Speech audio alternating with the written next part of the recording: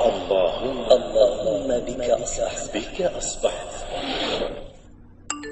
الحمد لله رب العالمين، وصلى الله وسلم على نبينا محمد وعلى آله وصحبه ومن اهتدى بهديه إلى يوم الدين. أما بعد، فإن قاعدة الشريعة أن من تسبب في هداية غيره كان له من الأجر مثل أجور من تبعه، ومن تسبب في إضلال غيره كان عليه من الوزر مثل أوزار من تبعه، لقول النبي صلى الله عليه وسلم: من دعا إلى هدى كان له من الأجر مثل أجور من تبعه لا ينقص ذلك من أجورهم شيئا، ومن دعا إلى ضلالة كان عليه من الوزر مثل أوزار من تبعه لا ينقص ذلك من أوزارهم شيئا.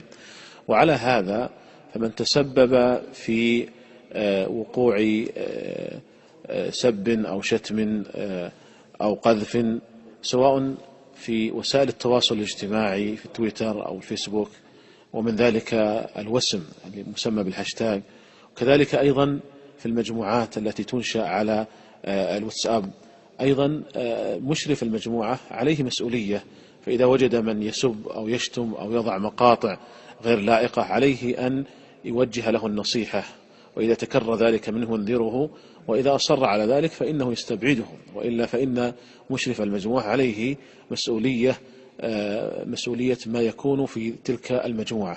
فكذلك أيضا كل من تسبب في معصية فيكون عليه من الوزر مثل أوزار من تبعه، ولهذا فينبغي مراعاة ذلك، خاصة في وسائل التقنية الحديثة.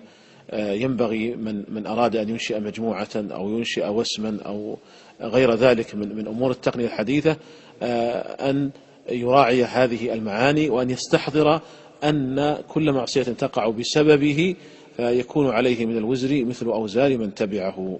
معالي الشيخ الدكتور سعد بن تركي الخثلان، عضو هيئة كبار العلماء. اللهم بك أصبحت.